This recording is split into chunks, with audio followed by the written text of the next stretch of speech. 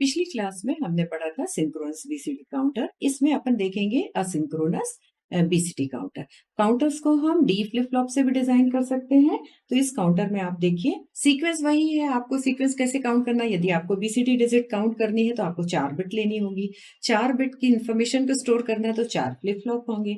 और possible state कितनी होगी, 16 पॉसिबल स्टेट होंगी। ये बात अलग है कि हम इसमें केवल 10 पॉसिबल स्टेट को यूज कर रहे हैं और इसलिए इसे हम ट्रंकेटेड भी काउंटर कहते हैं। ट्रंकेटेड काउंटर का मतलब है कि आप एक पूरे सीक्वेंस को यूज नहीं कर रहे हैं, बल्कि आप 16 से कम सीक्वेंस यूज कर रहे हैं, मतलब आपने कुछ सीक्वेंस को ट्रंकेट कर दिया है। तो इस काउंटर को अपन मॉडुलस 10 काउंटर कहेंगे, because out of 16 state we are using only 10 states.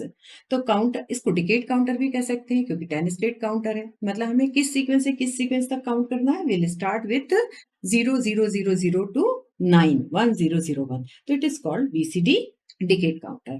और इसमें आप डिकेट काउंटर में हम डिस्प्ले एप्लीकेशन में नॉर्मली ये काउंटर यूज होते हैं। हम उसका इक्विवेलेंट डेसिमल जो आउटपुट है वो डिस्प्ले करते हैं।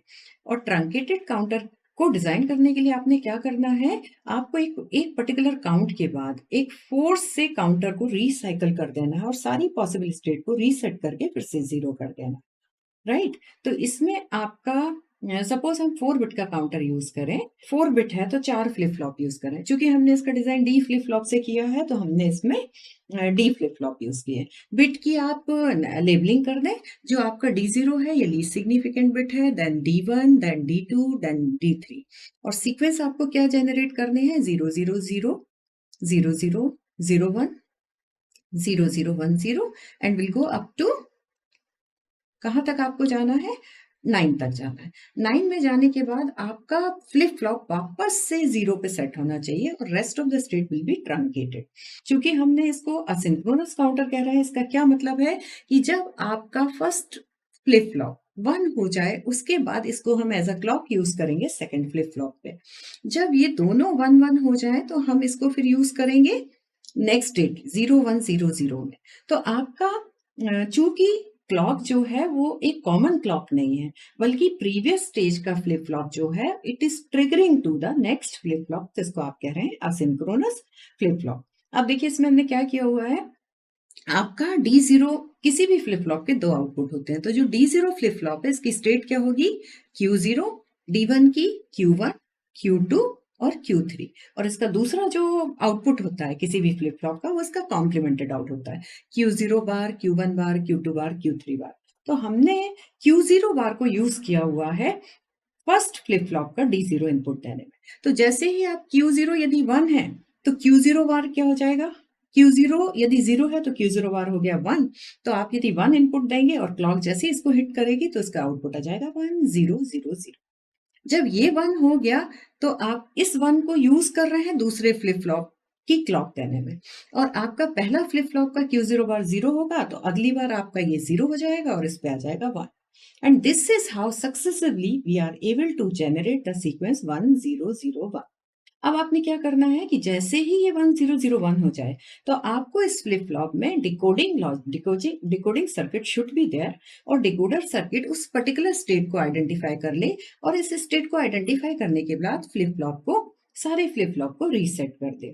तो इसमें हमने क्या यूज किया है कि जैसे ही 9th के बाद 10th क्लॉक पल्स यूज हो तो 10th क्लॉक पल्स में अपना जो आउटपुट जनरेट होगा वो ये जनरेट होगा। तो इसमें आपको Q3 क्या मिल रहा है, 1 मिल रहा है, और Q1 क्या मिल रहा है, 1 मिल रहा है। हम यदि इन दोनों 1 को एक NAND गेट से पास कर दें और NAND गेट के आउटपुट को जो है हम क्लियर करने के लिए, फ्लिप फ्लॉप को क्लियर करने में यूज करें, clear input of the flip flop, तो आपका काउंटर रिसाइकल होके 0 0 0 पे सेट हो जाएगा। इसमें हमने पार्शियल डिकोडिंग लॉजिक यूज किया है। पार्शियल डिकोडिंग लॉजिक का क्या मतलब है कि वी आर आइडेंटिफाइंग कि when we have to change the sequence of the counter, और आपने आउटपुट को यूज करते हुए Q1 और Q3 को NAND गेट में दिया है। तो जब Q1 और Q3 दोनों 1 है तो NAND गेट का आउटपुट क्या हो गया, 0। And this 0 will send a signal to all the flip flop. Clear में दिया तो आपका आउटपुट क्या हो गया, क्लियर ने क्या किया, सारे फ्लिप फ्लॉप में स्टोर्ड वैल्यू को 0 0 0 0 कर दिया। And this will then again start generating the sequence from 0 to 9 in the same way, right. तो इसको आप क्या कह रहे हैं, we are using the partial decoding, और पार्शियल डिकोडिंग के लिए एक्स्ट्रा हमने लॉजिक सर्किट यूज किया, और उसको डिकोड करने के बाद असिंक्रोनसली हमने सारे फ्लिप फ्लॉप को 0 0 0 सेट कर दिया, right. So this is called decoding. Decoding partial भी होती है और पूरा उसमें भी हम डिकोडिंग यूज कर सकते हैं, बट बीसीडी असिंक्रोनस काउंटर में हमने पार्शियल डिकोडिंग लॉजिक यूज करके काउंटर को फिर से 0 पे सेट कर दिया, तो again it will count the sequence from 0 to 9। Another thing which can also be there, क्योंकि यदि हम एक सिंगल स्टेज का बीसीडी काउंटर यूज कर रहे हैं तो हम केवल 0 to 9 तक का सीक्वेंस काउंट कर रहे हैं। सपोज मुझे 99 तक का काउंट करना है, या 99 मतलब पहला आपका काउंटर, चूंकि 4 बिट का बीसीडी काउंटर है तो आप 9 तक मैक्सिमम पहुंच सकते हैं, लेकिन हम चाह रहे हैं कि उसके बाद वी वॉन्ट टू काउंट 99, तो इसका मतलब है कि हमें एक स्टेज और चाहिए। सपोज मुझे 999 तक है तो एक और काउंटर ले लें बीसीडी। यदि 9999 तक है तो हम 4 बीसीडी काउंटर यूज कर लें। So this is how if cascading can be done. Cascading करने से हम काउंटर का काउंट बढ़ा सकते हैं। पहला काउंटर आपका कैसे काउंट कर रहा है, 0 to 9। तो आप let's see check with the diagram. आपका हमने 4 बीसीडी काउंटर लिए, यदि मैं इस सीक्वेंस तक काउंट करना चाह रही हूँ तो हमने 4 बीसीडी काउंटर लिए, उनकी कैस्केडिंग की है।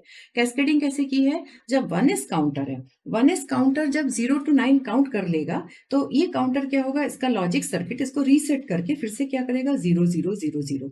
तो जब भी आपका फर्स्ट काउंटर 0 to 9 का कंप्लीट करने पे जैसे ही रीसेट होगा तो आपकी जो डी है, मोस्ट सिग्निफिकेंट बिट है, वो 1 से 0 हो रही है। जब वो 1 से 0 हो रही है तो हमारा जो 10th प्लेस का बीसीडी काउंटर है उसकी क्लॉक लो है। As soon as it will receive a 0 तो आपका 10th प्लेस का काउंटर काउंटिंग शुरू कर देगा। तो 10th प्लेस का काउंटर काउंट करेगा, फिर अगेन 0 to 9। तो now by using the 2 stage BCD counter हम 99 तक पहुंच गए। तो हर 10th क्लॉक पल्स पे आपका सेकंड काउंटर काउंटिंग शुरू कर देगा। जब 100 क्लॉक पल्स जब पहुंचेंगी तो 100 क्लॉक पल्स पे आपका 10th प्लेस का काउंटर 9 के बाद जब 0 करेगा तो आपका 100 प्लेस का जो काउंटर है वो काउंटिंग स्टार्ट कर देगा।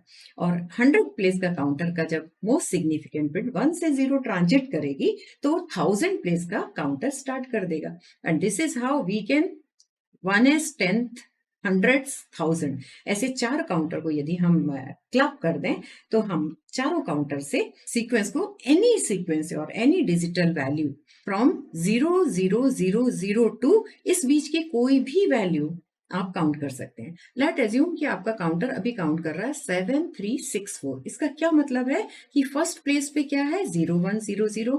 6 है मतलब सेकंड प्लेस पे क्या है, 01100। 3 है मतलब थर्ड प्लेस पे क्या है, 0011। और 7 है मतलब फोर्थ प्लेस पे क्या है, 0111। This is how counters can be cascaded and we can increase our count from 9 to 99 और 99 to 999। बस आपने कितनी डिजिट तक काउंट ले जानी है उस हिसाब से उतने काउंटर को हमें कैस्केड करना पड़ेगा। So cascading of the counter means simply changing the range of counting the clock pulse. So this is all about of cascading BCD counters.